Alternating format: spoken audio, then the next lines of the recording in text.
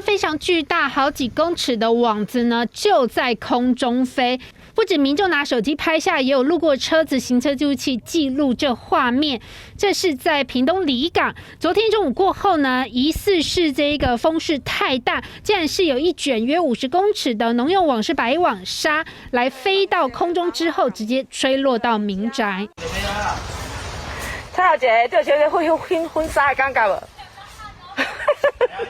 因为这网纱是白色，而且非常厚重，甚至盖到了轿车上面。民众苦中作乐，说这是婚纱吗？不过大家也赶快一起帮忙，利用工具呢来剪掉了这个白网纱。根据气象局的恒春气象站就表示，这个龙卷风形成其实是要有一定条件的认定。基本上昨天下午1点多，屏东里港确实是有一波旺盛的对流穿过，不过侧风的风力每秒大约只有3.5公尺，所以依这个状况来判断，还没有达到龙卷风的等级。